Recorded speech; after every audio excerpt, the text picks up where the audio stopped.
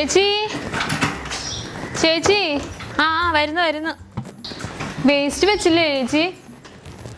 ചേച്ചിക്ക് അറിയാവുന്നതല്ലേ ചേച്ചി, ബുധനാഴ്ച ശനിയാഴ്ച ഞങ്ങൾ വരുമെന്ന്. അപ്പോൾ വേസ്റ്റ് എടുത്താൽ ഗേറ്റിൻ്റെ പുറത്ത് വെച്ചിട്ടുണ്ടെങ്കിൽ ഞങ്ങൾക്ക് ഇങ്ങനെ എല്ലാ വീട്ടിലും കയറി ചോദിക്കേണ്ട ആവശ്യമുണ്ടോ? നിങ്ങളുടെ പണി ഇതാണെന്നും പറഞ്ഞ് ഞങ്ങൾക്ക് അവിടെ 100 കൂട്ടം പണി വേറെ ഉണ്ട്. ഇത് മാത്രമാണോ ഓർമ്മ? മറന്നുപോയി.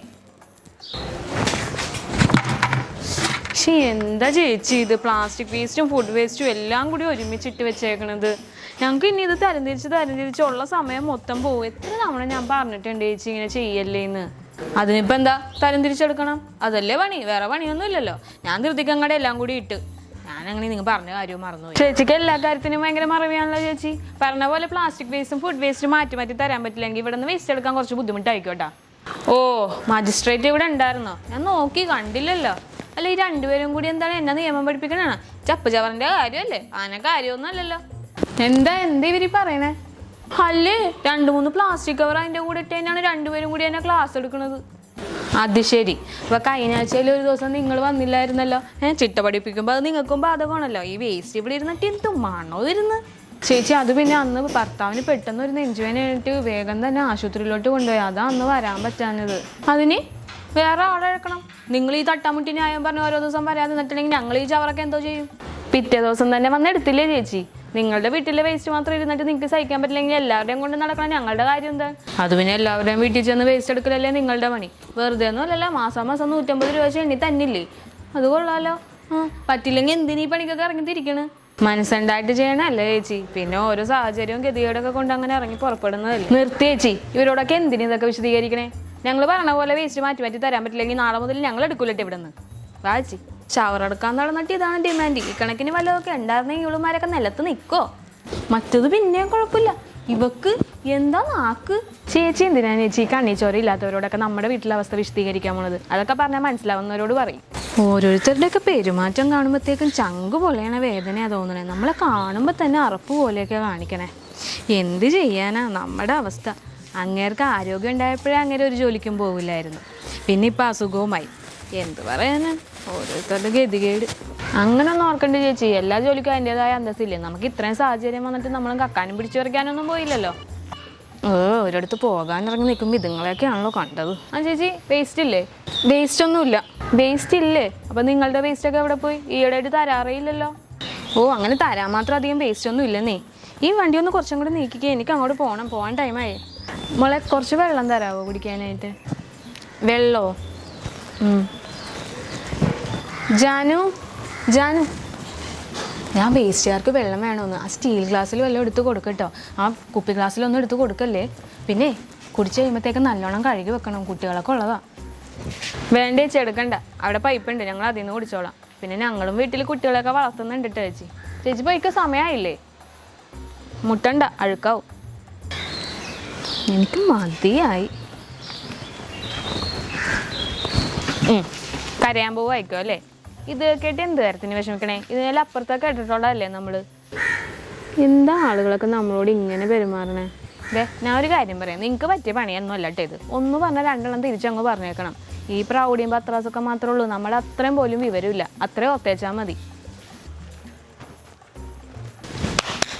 ഹലോ ചേച്ചി, എന്താ പരിപാടി?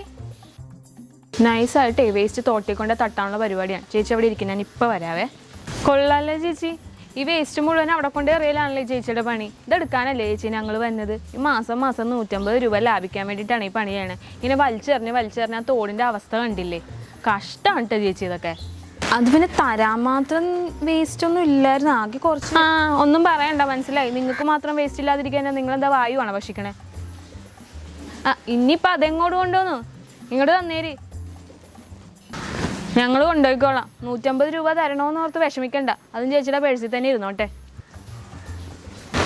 ആരെങ്കിലും കേട്ടാവോ? എന്തായി? ഒന്നുമില്ലെന്നേ. വേസ്റ്റേ നൈസായിട്ട് അവിടെ കൊണ്ടേ അറിയാൻ നോക്കണ്. എൻ്റെ ഉള്ളിലും കുറച്ച് ദേഷ്യം ഉണ്ടായിരുന്നല്ലോ, ഞാൻ കണക്കിന് കൊടുത്തിട്ടുണ്ട്.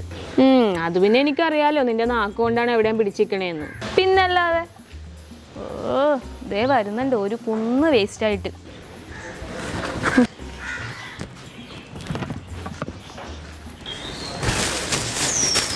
എന്താ ചേച്ചി എന്തോരം പ്ലാസ്റ്റിക്കാണിത്.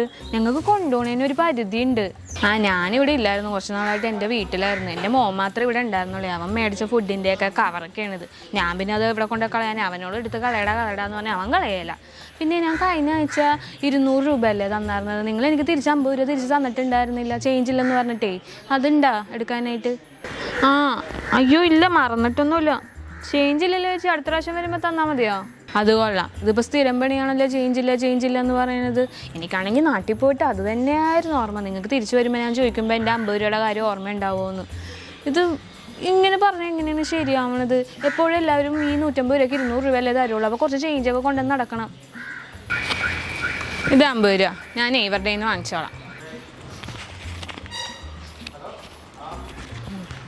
ഒരു 4 വീട്ടിലുണ്ടാവണ വേസ്റ്റിൻ്റെ അത്രയും വേസ്റ്റായിട്ട് എല്ലാ ദിവസവും കൊണ്ടുവരും. എന്നിട്ടാണ് ഈ 50 രൂപ കുത്തിച്ചാവാൻ നടക്കണേ. ചേച്ചിയുടെ വേസ്റ്റ് ഇങ്ങോട്ട് വെച്ചോട്ടെ ചേച്ചി. എന്താണ് രണ്ടുപേരും ക്ഷീണിച്ച പോലെയൊക്കെ? അതെ, ഇത് പ്ലാസ്റ്റിക് വേസ്റ്റ്, ഇത് ഫുഡ് വേസ്റ്റ് കേട്ടോ. പിന്നെ ഈ മാസത്തെ കാശുവേ 200 രൂപ വേണ്ട ചേച്ചി. ചേച്ചിക്ക് 50 രൂപ കൊടുത്തില്ലായിരുന്നു, അതും കൂടി കുറച്ച് 100 രൂപ തന്നാൽ മതി. അത് സാരമില്ലേ, ഇരിക്കട്ടെ. അയ്യോ അത് വേണ്ട, ഞങ്ങൾക്ക് എല്ലാ വീട്ടിൽ നിന്നും 150 രൂപ വെച്ചേ വാങ്ങാൻ പാടുള്ളൂ എന്നുണ്ട്. പിന്നെ എന്ത് കാര്യമെന്നറിയോ? പിന്നെ നിങ്ങൾ ഈ നാട്ടുകാർ പറയണ കേട്ട് വിഷമിക്കുകയൊന്നും വേണ്ട കേട്ടോ. 2 ആഴ്ച നിങ്ങളൊന്ന് വരാതിരുന്നാൽ മതി. അപ്പോൾ മനസ്സിലാവും ഇവിടുത്തെ സ്ഥിതി എന്താണെന്ന്. ആൾക്കാർ നിങ്ങളെ അന്വേഷിച്ച് വരും. എന്താണ് 2 പേരുടെ മുഖത്ത് ഭയങ്കര ക്ഷീണമാണല്ലോ. വെളുപ്പാങ്കാലത്ത് വീട്ടിൽ നിന്ന് ഇറങ്ങിയല്ലേ, വീട്ടിലോട്ട് ഒരു കട്ടനടിക്കാം. അയ്യോ ഇപ്പം വേണ്ട, ഞങ്ങൾ ആകെ അഴുക്കും പൊടിയൊക്കെ ആയിട്ടിരിക്കുക. ഞങ്ങൾ നിങ്ങളെ പോലത്തെ തന്നെ മനുഷ്യരാടോ. എൻ്റെ ചേച്ചി എല്ലാവരും ഒരേപോലെയൊന്നും അല്ല, നല്ല മനസ്സുള്ളവരും ഉണ്ട്. ഈ ചേച്ചി നമുക്ക് അറിയാൻ പാടില്ലാത്തൊന്നും അല്ലല്ലോ. ഞാൻ എന്തായാലും ഒരു ചായ കുടിക്കാൻ പോവാം, തൊണ്ട വരണ്ടിട്ട് പാടില്ല. ഇപ്പം നമ്മളൊന്നും കുടിച്ചെന്ന് പറഞ്ഞാൽ ഇപ്പം എന്താ വരാൻ പോണത്? ചേച്ചി ഇങ്ങനെ സെൻറ്റിമെൻറ്റ്സ് അടിച്ചടിച്ച് ചേച്ചിയുടെ ജീവിതം കളയല്ലേ കേട്ടോ. വാച്ചി അത് ശരി. പിന്നെ നീ പോകുന്നുണ്ടെങ്കിൽ പിന്നെ ഞാൻ മാത്രമായിട്ട് ഇവിടെ നിൽക്കുന്നുണ്ടോ? ഞാനും വരുന്നുണ്ട്.